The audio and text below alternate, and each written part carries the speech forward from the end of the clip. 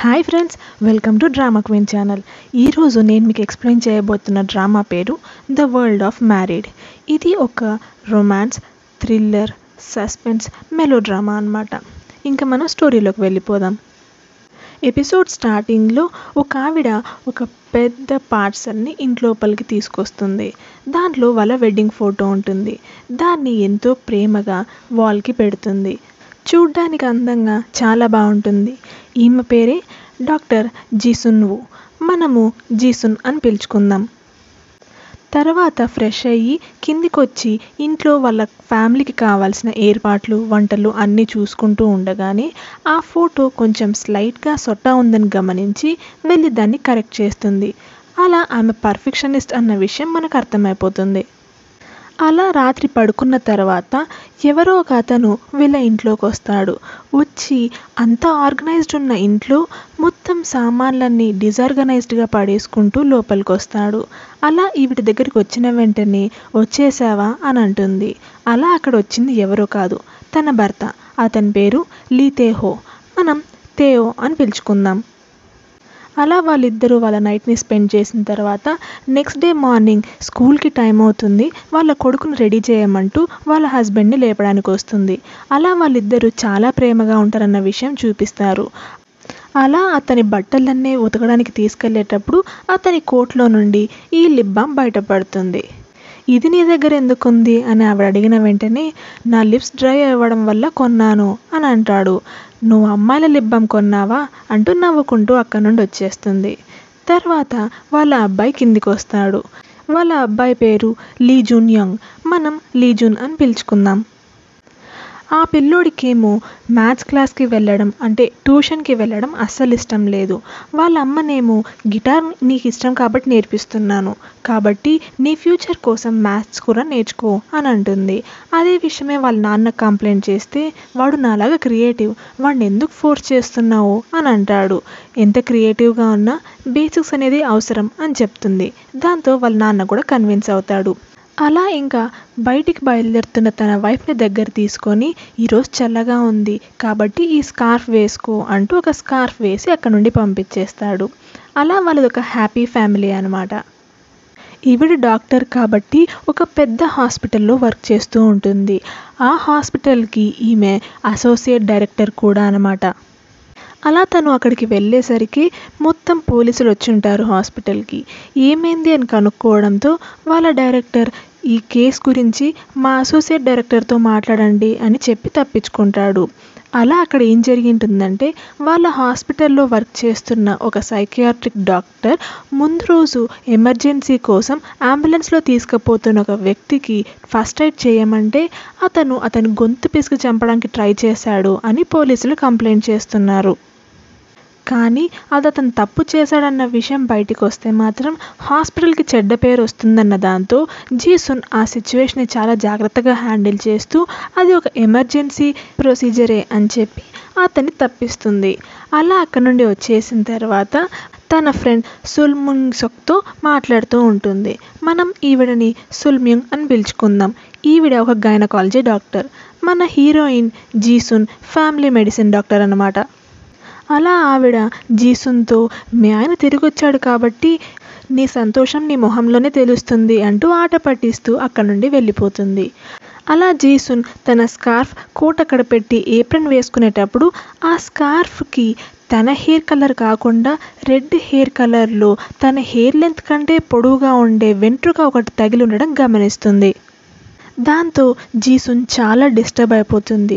అసలు ఆ జుట్టు ఎవరిది, అది ఈ స్కార్ఫ్ మీదకి ఎందుకు వచ్చింది, ఆ స్కార్ఫ్ వాళ్ళ హస్బెండ్ ఇచ్చాడు కదా అని ఆలోచిస్తూ ఉంటుంది. తర్వాత ఆవిడ దగ్గరికి ఒక పేషెంట్ వస్తుంది.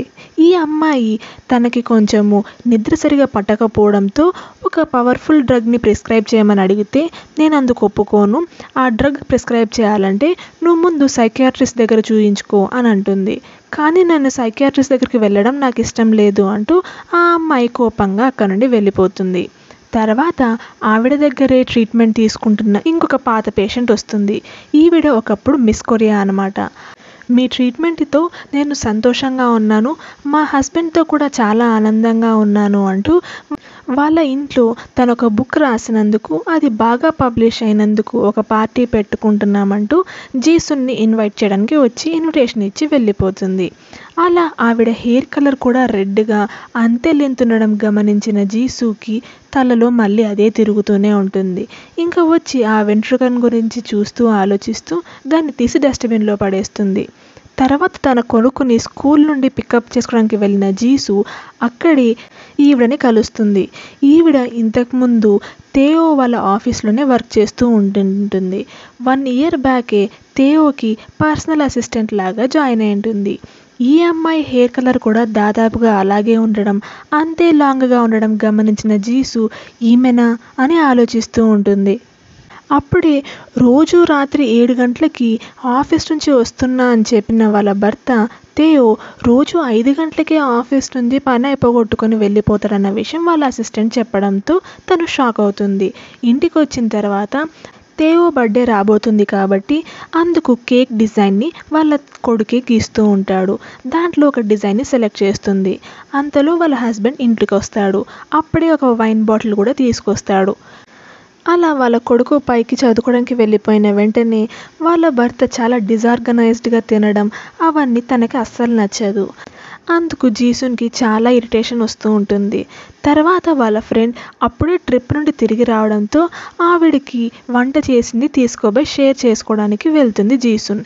ఈమె పేరే కోయేరిమ్, మనం ఏరిమ్ అని పిలుచుకుందాం. అలా వంటలు ఇచ్చేసిన తర్వాత ఆవిడ కూడా ఇదే హెయిర్ కలరే వేసుకొనడం గమనించి ఈ మధ్య అందరూ ఇదే హెయిర్ కలరే వాడుతున్నారు, చాలా పాపులరా ఏంటి అని అడుగుతుంది. అవును, మిస్ కొరియా ఉంది కదా, ఆవిడ ఇదే హెయిర్ డైయే వేయించుకొనింది, అప్పటి నుండి మన వాళ్ళందరూ ఇదే ట్రెండ్నే ఫాలో అవుతున్నారు అని చెప్తుంది ఏరిమ్.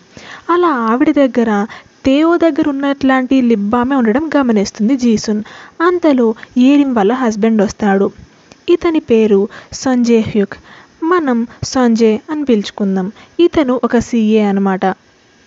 ఇతనే తేయో ఇన్కమ్, ట్యాక్స్, రిటర్న్స్ ఇవన్నీ ఇతనే చూసుకుంటూ ఉంటాడు. అలా అతను జీసున్ వచ్చిందన్న విషయం తెలిసిన వెంటనే ఆనందంగా ఆవిడని పలకరించడానికి వస్తాడు. దాంతో అతనికి జీసున్ మీద ఇంట్రెస్ట్ ఉందన్న విషయం మనకు అర్థమవుతుంది. అతని మాటల్లో కూడా మీ భర్త చాలా అదృష్టవంతుడు, మీ ఇలాంటి ఆల్రౌండర్ వైఫ్ దొరికినందుకు అంటూ పొగుడుతూ ఉంటాడు. ఆ విషయం వాళ్ళ ఆవిడ ఏరిమ్కి అస్సలు నచ్చదు. ఆవిడనేమో ఎందుకు తేహో చాలా మంచి వ్యక్తి, అమ్మాయిల గురించి చాలా బాగా ఆలోచిస్తుంటాడు అని కావాలని తేయోని పొగుడుతూ ఉంటుంది. అలా వీళ్ళిద్దరి వల్ల గొడవ పడుతున్నారన్న విషయం అర్థమయ్యి నేను ఇంకా బయలుదేరుతాను అంటూ జీసున్ అక్కడి నుండి వచ్చేస్తుంది. అలా ఇంటికి వచ్చిన జీసున్ తన రూమ్కి వచ్చి చూస్తే అక్కడే తేయో ఫోన్ కనిపిస్తుంది. దాన్ని ఓపెన్ చేసి చూద్దాము అని అనుకునే లోపే తేయో అక్కడికి రావడంతో అక్కడ నుండి వేరే పని మీద వెళ్ళిపోతుంది. తర్వాత తను స్నానానికి వెళ్ళినప్పుడు వచ్చి చూస్తే దానికి లాక్ ఉండదు. ఓపెన్ చేస్తే డైరెక్ట్గా ఓపెన్ అవుతుంది. కాల్ లాగ్స్, ఫొటోస్, మెసేజెస్ అన్నిట్లో అనుమానం వచ్చేటట్టు ఒక్క విషయం కూడా ఉండదు. కానీ అప్పుడే మా హోటల్లో ఒక నైట్కి స్టే బుక్ చేసుకున్నందుకు థ్యాంక్ యూ అని వస్తుంది. వెంటనే ఆ హోటల్ ఎక్కడా అని వెతుక్కుంటూ వెళ్తుంది జీసున్. అదే విషయమే నెక్స్ట్ డే వాళ్ళ ఫ్రెండ్ సుల్మ్యూంగ్తో చెప్తూ ఉంటుంది. వెంటనే సుల్మ్యూంగ్, నీకేమైనా పిచ్చా, తేయో మీద అనుమానంతో అంతరాత్రి ఆ హోటల్కి వెళ్ళావా, అయినా నీకెందుకు ఆ అనుమానం వచ్చింది అని చెప్తే జరిగిందంతా చెప్తుంది. నీకు ఒకవేళ తన అసిస్టెంట్ మీద అనుమానం ఉంటే ఆ అమ్మాయి దాపెట్టాలి, కానీ నీ హస్బెండ్ ముందే 5 o'clockకే వెళ్ళిపోతాడని ఎందుకు చెప్తుంది, దాంతో ఆ అమ్మాయి నిర్దోషి, ఆ అమ్మాయికి అసలు సంబంధమే లేదని తెలిసిపోతుంది అని అంటుంది. అనవసరంగా నువ్వు ఎక్కువగా ఆలోచిస్తున్నావు, అంత పట్టించుకోకు అని చెప్పి వెళ్ళిపోతుంది. అపాయింట్మెంట్స్ టైం అంతా అయిపోయాక కరెక్ట్గా 4:30కి భర్త 5 o'clockకే బయటికి వచ్చేస్తాడన్నప్పుడు ఆ 2 గంటలు ఏం చేస్తున్నాడో కనుక్కోవాలి అని కంగారుగా అక్కడ నుండి బయలుదేరుతున్న జీసున్ని సుల్మ్యూంగ్ గమనిస్తుంది. అలా జీసున్ తేహో వాళ్ళ ఆఫీస్ బయటే వెయిట్ చేస్తూ ఉంటుంది. లీజన్ పియానో క్లాస్ అయిపోయిన తర్వాత తనని చూసుకోమని ఏరిమ్కి చెప్తుంది. అలా తేయోని ఫాలో అవుతూ వెళ్తున్నప్పుడు అతను ఒక బేకరీ దగ్గర ఆగుతాడు. దూరంగా జీసున్ కూడా ఆగి చూస్తూ ఉండగానే అప్పుడే జీసున్ వాళ్ళ పేషెంట్ని తన బాయ్ ఫ్రెండ్ కొడుతూ బయటికి వస్తాడు. అతని నుండి తప్పించుకొని వచ్చిన వాళ్ళ పేషెంట్ నన్ను కాపాడండి అంటూ ఎంతో రిక్వెస్ట్ చేస్తుంది. కానీ అప్పుడే తేయో బయటికి వచ్చి బయలుదేరడంతో జీసున్ ఆ అమ్మాయికి హెల్ప్ చేయలేక ఇంకా అక్కడి నుండి వెళ్ళిపోతుంది. అలా తేయోని ఫాలో చేస్తూ చాలా ర్యాష్ డ్రైవింగ్ చేస్తూ ఉంటుంది. అలా తేహో వచ్చింది ఎక్కడికో కాదు, వాళ్ళ అమ్మని పెట్టిన ఓల్డ్ ఏజ్ హాస్పిటల్కి. ఇక్కడికి వచ్చాడేంటి, నేను వస్తున్నానని అనుమానం వచ్చిందా అని అనుకుంటూ జీసున్ అతన్ని ఫాలో అయ్యి వెళ్తుంది. చూస్తే రిసెప్షన్ దగ్గర అతను బేకరీలో కొన్న కేకు, వాళ్ళ అమ్మ దగ్గర అతను కొన్న బొకే ఉండడం గమనిస్తుంది. నువ్వు ఇక్కడికి వచ్చావేంటి అని తేయో అడుగుతాడు. ఏం లేదు, మీ అమ్మని చూసి చాలా రోజులైందని పలకరిద్దామని వచ్చాను అని చెప్తుంది. అలా బయటికి వచ్చిన జీసున్తో, అమ్మ కోసం ఆలోచించి ఇక్కడికి వచ్చినందుకు చాలా థ్యాంక్స్, నిన్ను చూసిన వెంటనే అమ్మ చాలా హ్యాపీగా ఫీల్ అయింది అని చెప్పిన వెంటనే అనవసరంగా నిన్ను అనుమానించి ఏవేవో ఆలోచనలు చేశాను, అందుకు సారీ అని చెప్తుంది. ఎందుకు అలాంటి పిచ్చి ఆలోచనలు చేస్తున్నావు అంటూ తేయో జీసున్ని దగ్గర తీసుకుంటాడు. నేను అమ్మకు బాలేదని తెలిసిన వెంటనే దాదాపుగా ప్రతిరోజు ఆఫీస్ అయిపోయిన వెంటనే ఇక్కడికే వస్తున్నాను, అనవసరంగా ఈ విషయం నీకు చెప్తే నువ్వు బాధపడతావని చెప్పలేదు అని అంటాడు. అయ్యో సారీ అని చెప్పి వ్యాస్ తీసుకోవడానికి రిసెప్షన్ దగ్గరకు వస్తుంది. అలా అక్కడుండే రిసెప్షనిస్ట్, మీ ఆయన తెచ్చిచ్చిన ఆ కేక్ చాలా బాగుంది, థ్యాంక్ యూ చెప్పండి అని అన్న వెంటనే వాళ్ళ అమ్మ ఎలా ఉంది, తన హెల్త్ ఎలా ప్రోగ్రెస్ అవుతుందని కనుక్కుంటే, ఈరోజు వాళ్ళ అబ్బాయి వచ్చాడు కాబట్టి మీ అత్తయ్య తొందరగా కోలుకుంటుందిలేండి, అతన్ని చూడక ఆవిడ దాదాపుగా హాఫ్ ఇయర్ పైనే అవుతుంది, అప్పుడు వచ్చిన వాళ్ళ కొడుకు ఇదే మళ్ళీ రావడం అని అంటుంది. దాంతో అతను మళ్ళీ నాకు ఎందుకు అబద్ధం చెప్పాడు అనే ఆలోచన మొదలవుతుంది జీసున్కి. అలా వాళ్ళిద్దరూ ఇంటికి వచ్చేయడం ఏరిన్ గమనిస్తుంది. తన కొడుకుని పడుకోబెట్టేటప్పుడు ఇలా తేయో వాళ్ళ అసిస్టెంట్ కూతురు మన లీజున్ వాళ్ళ క్లాస్మేటే అనమాట, తన ఫ్రెండ్ కూడా. ఆ అమ్మాయి చెప్పింది వాళ్ళ అమ్మ ఇంకొక బాయ్ ఫ్రెండ్ని కలుస్తూ ఉందంట వాళ్ళ నాన్నకి డివోర్స్ ఇచ్చిన తర్వాత అని అంటే, అవునా సరేలే అని అంటుంది. కానీ తనకు ఆ విషయం అస్సలు ఇష్టం లేకపోయినా బయటికి మాత్రం తను స్ట్రాంగ్గా ఉన్నట్లు, తనకు ఆ విషయం వల్ల ఏం పట్టింపు లేనట్లు బిహేవ్ చేస్తుంది అని అంటాడు. అయితే ఏంటి అని అడుగుతుంది. నాకు గనక ఎవరైనా అలా చేస్తే, నేను ఆ పొజిషన్లో ఉంటే నాకు ఇలాంటివి జరిగితే అస్సలు ఇష్టం లేదు అని చెప్తాడు. ఇంకా జీసున్ సైలెంట్గా అక్కడ నుండి వచ్చేస్తుంది. అప్పుడే బుక్ చదువుతూ ఉండంగానే తేయో రెడీ అయ్యి ఎక్కడికో వెళ్తున్న విషయం గమనించి ఎక్కడికి అని అడుగుతుంది. ఇలా వాళ్ళ ఊరిలోనే ఒక రిచ్ పర్సన్ వాళ్ళ ఇంట్లో పార్టీ జరుగుతుంది, అక్కడికి అతన్ని ఇన్వైట్ చేశారు అని చెప్తే, అవునా వాళ్ళ వైఫే మిస్ కొరియా, ఆవిడ నన్ను కూడా ఇన్వైట్ చేసింది, నేను కూడా వస్తాను పదా అంటూ వాళ్ళిద్దరూ కలిసి బయలుదేరతారు. అలా అక్కడికి వెళ్ళిన వెంటనే జీసున్, నువ్వు ఇంతవరకు మన ఫ్యామిలీ ఫైనాన్సెస్, ఇంట్లో పనులు అన్నీ చూసుకుంటూ చాలా పెద్ద హెల్ప్ చేస్తూ ఉన్నావు, ఇంతవరకు ఫ్యామిలీ గురించి ఏం చూసుకోకుండా కనీసం మన ఫైనాన్షియల్ దాంట్లో కూడా నేను ఏ ఇన్కమ్ జనరేట్ చేయలేకపోతున్నందుకు నాకు చాలా బాధగా ఉంది. ఈ పార్టీలో నువ్వేం మిస్టేక్ చేయకు, ఈ రిచ్ పర్సన్ని కన్విన్స్ చేసి ఎలాగైనా నా నెక్స్ట్ మూవీ ప్రాజెక్ట్కి ఇతన్నే ప్రొడ్యూసర్గా చేసుకుంటాను అని చెప్తుంటాడు. తేహో ఒక డైరెక్టర్ అనమాట, సినిమాలంటే ఎక్కువగా పిచ్చి ఉండడంతో అదే ప్రొఫెషన్గా తీసుకొని ఉంటాడు. కానీ ఇంతవరకు ఏ మూవీ కూడా హిట్ అయి ఉండదు, దాంతో అన్ని లాసెసే వాళ్ళకి.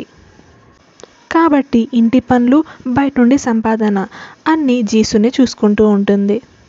పార్టీకి వెళ్ళాక అక్కడ ఎంతమందిని పలకరించినా ఎవరూ పలకరు, ఎంతమందితో కలవడానికి ట్రై చేసినా తేయోని ఎవరూ కలుపుకోరు. ఆ రిచ్ మ్యాన్ని పలకరిస్తే కూడా హాయ్ చెప్పి మళ్ళీ అతని పని అతనే చూసుకుంటూ ఉంటాడు. ఇదంతా దూరం నుండి గమనించిన జీసున్కి చాలా బాధగా అనిపిస్తుంది. అంతలో తను అక్కడికి మిస్ కొరియాని పలకరించడానికి వచ్చిన వెంటనే ఆమె, మీరు వచ్చారా, మీరు వస్తారని అస్సలు ఎక్స్పెక్ట్ చేయలేదే, వచ్చినందుకు చాలా థ్యాంక్ యూ అంటూ జీసున్ని చాలా బాగా రిసీవ్ చేసుకుంటుంది. అది చూసిన తేయోకి కొంచెం బాధగా కూడా అనిపిస్తుంది. అప్పుడే ఇతను నా హస్బెండ్ అంటూ తేయోని అందరికీ పరిచయం చేస్తారు. అలా జీసున్ పరిచయం చేసిన వెంటనే అందరూ తేయోతో బాగా మాట్లాడడం స్టార్ట్ చేస్తారు. అదే పార్టీలోనే జీసున్ పేషెంట్ ఉంది కదా, అదేనండి ఈ అమ్మాయి పేరు మిన్ అనమాట. తను కూడా అక్కడ పార్ట్ టైం వర్క్ లాగా వెయిట్రెస్ లాగా వచ్చింటుంది. అక్కడే అదే పార్టీలోనే తేయో ఇంటికి తీసుకొచ్చిన వైన్ బాటిల్ లాంటివి అక్కడ కనిపిస్తాయి. అది చూసిన వెంటనే తేహోకి పరిచయం ఉన్న అమ్మాయి ఇదే పార్టీలోనే ఉంది అని అనుకుంటుంది. అలా ఆవిడ డౌట్ మొత్తం ఇప్పుడు మిస్ కొరియా మీదకి వెళ్తుంది. అప్పుడే తేహో బర్త్డే పార్టీ రేపే ఉంది, ఖచ్చితంగా మీరందరూ రావాలి అని చెప్తుంది. తప్పకుండా వస్తామని చెప్తూ, చాలా అదృష్టవంతురాలివి, నీ భర్త చాలా యంగ్గా కనిపిస్తున్నాడు అని అంటుంది మిస్ కొరియా. ఏం అదృష్టం లేండి, మాది మీ వయసే, చూడ్డానికి మాత్రమే అలా చిన్నగా కనిపిస్తాడు అని అంటుంది. అప్పుడే తన కూతుర్ని కూడా డాక్టర్ జీసున్కి పరిచయం చేస్తుంది మిస్ కొరియా. అలా అందరి మధ్యలో ఉండలేక జీసున్ పక్కకు వచ్చేస్తుంది. అప్పుడే అక్కడ మిన్ కనిపించడంతో, నువ్వు ఓకేనా, నీకేం కాలేదు కదా, నువ్వు బాగానే ఉన్నావు కదా, నీకు అప్పుడు హెల్ప్ చేయలేనందుకు సారీ, నేను అలాంటి సిచ్యువేషన్లో ఉన్నాను అని అంటుంది జీసున్. పర్లేదులేండి, అయినా మీలాంటి వాళ్ళకి సక్సెస్ఫుల్గా ఉన్నప్పుడు మాలాంటి వాళ్ళ కష్టాలు ఏం తెలుస్తాయి, ఎంతైనా ఆ కష్టం మీది కాదు కదా, మీకు తెలీదు. ఎందుకు, నాకు కష్టాలున్నాయి అని అంటుంది జీసున్. ఏ, మీ భర్త కూడా మిమ్మల్ని కొడతాడా అని అడుగుతుంది మిన్. అదేం లేదు, నాకు మా హస్బెండ్ మీద డౌట్ ఉంది, తనకి వేరే అఫైర్ ఉందని అనుకుంటున్నాను అని అన్న వెంటనే, అవునా, మరి ఇప్పుడు ఏం చేద్దాం అనుకుంటున్నారు అని అంటే, నాకు దగ్గర కరెక్ట్గా ఎవిడెన్స్ లేదు అని అంటుంది. జస్ట్ అనుమానం మాత్రమే అని జీసున్ చెప్పడంతో, ఒకవేళ ఎవిడెన్స్ దొరికితే అతన్ని తరిమేస్తారా ఇంటి నుండి అని అడుగుతుంది మిన్. లైఫ్, పెళ్ళి నువ్వు చెప్పినంత ఈజీ కాదు, ఈ రిలేషన్షిప్లో నాతో పాటు నా కొడుకు లైఫ్ కూడా ఇన్వాల్వ్ అయి ఉంది, అంత ఈజీగా డెసిషన్ తీసుకోవడానికి కుదరదు అని అన్న వెంటనే నవ్వి మిన్, ఆఖరికి ఇంత సక్సెస్ఫుల్గా ఇంత మంచి పొజిషన్లో ఇండిపెండెంట్గా ఉన్న మీలాంటి అమ్మాయి కూడా వీటన్నిటికీ ముడిపడి ఉండాల్సి వస్తుంది అని అంటే జాలేస్తుంది అంటూ అక్కడ నుండి వెళ్ళిపోతుంది. ఇంకా ఇంటికి వచ్చేసిన జీసున్కి కూడా మనసులో ఇదే తిరుగుతూ ఉంటుంది. ఇంకా ఎలాగోలాగా ఎవిడెన్స్ సంపాదించాలి అంటూ ఆన్లైన్లో ఇలా హస్బెండ్ చీట్ చేస్తే ఏం చేయాలి, ఎలా కనుక్కోవాలి, ప్రూఫ్ ఎలా సంపాదించాలి, డివోర్స్ ఎలా ఇవ్వాలి అని అన్నీ సెర్చ్ చేస్తూ ఉంటుంది. వెంటనే నెక్స్ట్ డే మార్నింగ్ మిన్ ఉండే ప్లేస్కి వెళ్ళి మిన్ని కలుస్తుంది. ఇంత పొద్దున్నే ఎందుకు వచ్చారు నన్ను కలవడానికి అని అన్న వెంటనే మిన్ ఏవైతే స్లీపింగ్ పిల్స్ని ప్రిస్క్రైబ్ చేయమని అడిగిందో ఆ ప్రిస్క్రిప్షన్ని తీసుకొస్తుంది. నా కోసం అని తీసుకోవడానికి వెళ్తుంటే, కానీ ఒక్క పని అంటూ తన హెల్ప్ కోరుతుంది, తన భర్త ఇలా చీటింగ్ చేస్తాడని ఎవిడెన్స్ చూపించడం కోసం. అలా ఇంకా తేయో వాళ్ళ ఆఫీస్ బయట మిన్ వెయిట్ చేస్తూ అతన్ని ఫాలో అవుతుంది. ఇక్కడ హాస్పిటల్లో జీసున్ తన వర్క్ చేసుకుంటూ ఉంటుంది. అలా తేయోని ఫాలో అవుతున్న మిన్ అతని అప్డేట్స్ మొత్తం జీసున్కి ఇస్తుంది. అప్పుడే అతను ఒక అపార్ట్మెంట్కి వెళ్ళాడని, లోపలికి వెళ్ళి 3 hours అయినా ఇంకా బయటికి రాలేదు అని చెప్తుంది. అప్పుడే ఆ జీసున్కి కాల్ చేసి అతను ఒక అమ్మాయితో పాటు బయటికి వచ్చాడన్న విషయం చెప్పిన వెంటనే ఇంకా తను అఫైర్ ఉంది, తను మోసం చేస్తున్నాడు అన్న విషయం అర్థమైపోయి జీసుకి కళ్ళ వెంట నీళ్లు ఆగకుండా కారిపోతూనే ఉంటాయి. అలా కుదిరితే వెంటనే ఒక ఫోటో కానీ వీడియో కానీ తీయి అని అడుగుతుంది జీసున్. అంతలో వాళ్ళు తేయో పార్టీ కోసం ఆర్డర్ చేసిన కేక్ రావడంతో దాన్ని తీసుకోవడానికి వెళ్తుంది. అలా మిన్, ఆ అమ్మాయి ఫేస్ కనపడడం లేదు కానీ చూడ్డానికి మీ హైటే ఉంది, కొంచెం బ్రౌన్ కలర్ హెయిర్, కొంచెం పొడవుగా ఉంది అని అంటూ ఆ అమ్మాయి కార్ ప్లేట్ నంబర్ ఫోటో తీసి పంపిస్తుంది. కేక్ కలెక్ట్ చేసుకున్నాక జీసున్ తన కొడుకు లీజున్ని స్కూల్ నుండి పికప్ చేసుకున్న తర్వాత చాలా ర్యాష్గా డ్రైవ్ చేసుకుంటూ మిన్ ఉండే ప్లేస్కి వెళ్తుంది. అలా తన దగ్గరికి వెళ్ళి థ్యాంక్ యూ చెప్పి తనకు ఆ ప్రిస్క్రిప్షన్ ఇచ్చి వచ్చేసేటప్పుడు మిన్, నాకెందుకో ఒకసారి మీరు మీ భర్త కార్ ట్రంక్లో చెక్ చేస్తే బాగుంటుంది అనిపిస్తుంది అని చెప్తుంది. అందుకే పార్టీకి వచ్చిన వెంటనే అక్కడ తేయో ఏర్పాట్లన్నీ చూసుకుంటూ ఉంటే, మన కెమెరా కనిపించట్లేదు, దాంతో అయితే ఫొటోస్ బాగా వస్తాయి అంటూ అది నీ కార్లో ఉందేమో వెతుకుతాను అని అంటుంటే, తేయోకి అది నచ్చదు. ఫోన్తో తీయచ్చు కదా అని అంటున్నా, స్పెషల్ ఈవెంట్ అస్సలు తగ్గకూడదు మనం అంటూ ఆ డిజిటల్ క్యామ్ ఎతకడానికి బలవంతంగా తేయో కార్ కీస్ తీసుకుంటుంది. అలా అతని కార్ మొత్తం చెక్ చేస్తుంది కానీ ఎక్కడ ఆమెకి ఏ ఎవిడెన్స్ దొరకదు. అప్పుడే స్టెప్ని పెట్టే ఏరియా చెక్ చేద్దాము అంటూ ట్రంక్ ఓపెన్ చేసి లోపల చెక్ చేస్తున్నప్పుడే ఆమెకి ఒక బ్యాగ్ దొరుకుతుంది. అందులో అతనివి కొన్ని వస్తువులు, ఇన్నర్ వేర్, కాండోమ్స్ అవన్నీ దొరుకుతాయి. దాంతోపాటు అందులోనే ఒక ఫోన్ కూడా ఉంటుంది. అది ఓపెన్ చేసి చూసిన వెంటనే జీసున్ చాలా షాక్ అయిపోతుంది. అంతలో అక్కడికి మిన్ పంపించిన కార్ నంబర్ ప్లేట్ ఉన్న కార్లో నుండి మిస్ కొరియా వాళ్ళ ఫ్యామిలీ మొత్తం దిగుతుంది. దాంతో ఇంకా జీసున్ అనుమానం మొత్తం మిస్ కొరియా మీదనే ఉంటుంది. ఇంతకీ ఇప్పుడు ఆ ఫోన్లో ఏమున్నట్లు? తనకి నిజంగానే ఇప్పుడు తేయోకి అగేన్స్ట్గా ఒక ప్రూఫ్ దొరికిందా? నెక్స్ట్ పార్ట్లో చూద్దాం. తేయోతో పాటు ఇప్పుడు ఉండే ఆ అమ్మాయి పేరెవరో మీరు కనుక కమెంట్ చేశారంటే కరెక్ట్గా కమెంట్ చేసిన వాళ్ళకి నేను నెక్స్ట్ వీడియోలో షౌట్అవుట్ ఇస్తాను. ఓకేనా? Thanks for watching. మీకు మా వీడియో నచ్చినట్లయితే ప్లీజ్ మా ఛానల్ని సబ్స్క్రైబ్ చేయండి. Thank you.